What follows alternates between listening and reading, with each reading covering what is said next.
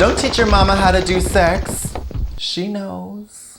Hi everybody and welcome to another video. I'm Katya and in this installment I have scoured the internet for about 3 hours in one particular spot. My lovely assistant Margaret has compiled a list of questions that I will answer. Nothing is taboo, nothing is off the table. Let's start! Oh, before we begin, can we talk about the elephant in the room? My beautiful hair. My beautiful hair. Generously shipped to me from Australia via Courtney Act and her fabulous company, Wigs by Vanity Mirror. And I glued it to my head myself. I think it worked. And I look like a woman, finally. Do you have a question? 'Cause I have an answer. Let's do it. Emmy Malone in England is dying to know, if you could travel back in time, where and when would you go? I would go back to feudal Japan, actually, because it has always been my dream for my Uncle Rob and I to start a two-man jam band called Serfdom and Fiefdom. Hi Mom, how and when is the best time to reach Trish for a haircut? I can't find anyone in Milwaukee. Steph from Milwaukee. Well, it's the luck of the draw, because, you know, you never know what's going to happen day to day. I got a lot of exciting opportunities that happen in my life that brings me from this place to that, and I think, like, mostly Tuesday, Thursday, and Saturday from, like, 6:15 to 7:45, but my buzzer don't work, and I got a lot of things happening. My mailman is on my case all the time, because, I got subpoenaed last Thursday, I had to go to court, and it's just like, well, I don't know what the hell is going on in my life, I love cutting hair, though. I love cutting hair. I unleash my creativity that way, God wanted me to be a creative person. I feel like I'm fulfilling that destiny in my life. I'm like, it's the way I give back through my creativity, my dazzling sense of what's exciting in life. Maria in Amsterdam. Hi Katya, another Russian fan here. I love every word coming from your filthy mouth. If you were to start over, what would your drag name be? Okay, this is great. I love this question. You can go for a pun. My favorite pun name of all time is the Queen in Boston, Lisa Newcar. It's so good. It's so good. In fact, it took me about 3 years to realize that was actually a pun, because it sounds like a real name. This is the legacy that I would love to leave for the drag queens of tomorrow and yesteryear. I would love it if you would just choose an actual celebrity's name, like Sharon Stone. It's spelled the same way, it's not a pun. And so that way, when you come up through the ranks and people start Googling you, Sharon Stone, the actress, just comes up, and then that way you're more mysterious. They can't find you. Gabriella from Melbourne, Australia wants to know, is it just me or are your nipples higher up on your body than a normal person's? Well, first of all, it is just you, but people from Massachusetts, Connecticut, and Rhode Island all have like really long torsos, so it's just like an optical illusion. Victor Golightly wants to know, what's your advice to someone who is going to do drag for the first time soon? My advice is this, don't do it. Do not do it. Take whatever you intend to wear, you lay it out in your driveway, and then you draw a big circle around it in sidewalk chalk, douse it in gasoline, light it on fire, make a big scene so all the neighbors come around, and you all hold hands, and you sway a little bit from side to side, and you just think quietly to yourself about how you dodged a bullet. What was your nickname in high school? Did you even go to high school?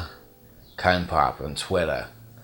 Thank you for exposing my secret shame. No, I did not go to high school, but if I had, my nickname probably would have been Blubber Boy, because I'm not fat, I never was fat, but I always loved sneaking up on people and doing like the squishy squish with my fingers on their rolls. Not as a way to tease them or taunt them or anything, and I'm not necessarily a chubby chaser, I just like the way it feels, and it helps me get connected.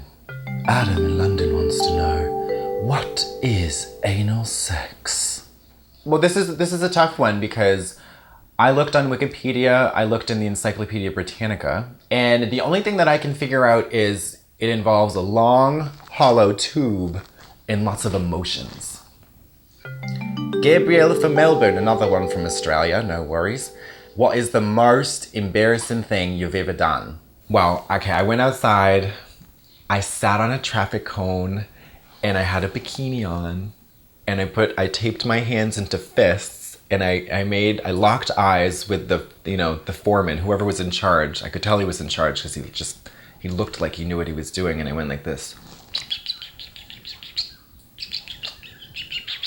but I slid so far down the traffic cone that they had to call the ambulance to get me out of it without permanently damaging my rectum.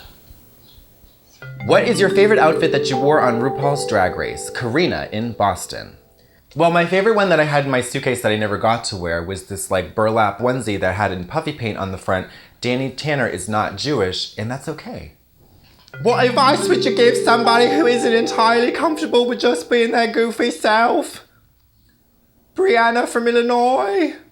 Okay, this is something that hits really close to home. First of all, it depends on where you live, but let's just say you live on a farm. This is a secret that so many stand-up comedians don't ever really want to admit, but since I'm not technically a stand-up, I feel no personal shame or guilt about admitting this to the world.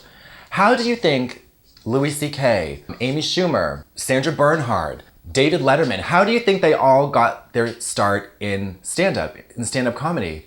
Talking to animals. Animals are the best way to test out material. And listen, it's not like when you're a wallflower or you're really shy and insecure, a lot of people will say, oh, just be yourself and fuck what anybody thinks. But that is not true. It's only good if people like it. So you gotta figure out a way to get people to like you. You rent out a barn space. The more animals there are, the better your chances of finding out what material works and doesn't work. Horses do not like dick jokes. They don't like anything that involves like bodily fluids. They're more cerebral. Roosters, chickens, hens, anything that's low to the ground, they love physical comedy. What is your message gonna be? Who do you wanna hear it? And how are you gonna deliver it? And, good luck to you. Vanessa from Miss Fame's Chicken Coop wants to know, do you have a coming out story? Oh, I do have a coming out story. Now listen, I've always been gay, super gay, very effeminate, so it was no big surprise. But when I was 15, I officially came out to my parents and they were totally accepting and loving. I'm very lucky and blessed, too blessed to be stressed. What I did is they were going to visit my therapist because I had gotten to a lot of, I used to light a lot of fires around the house. I took off all my clothes and for the past 6 months I had been collecting Playgirl magazines and cutting out the penises. You know, like Little House on the Prairie, how it's like a prairie dress, but it was all made out of taped together penises. I walked down the stairs very slow. I was on the 3rd floor and they were down in the basement, so it took about an hour and a half. When I got to the basement, I just said, gay.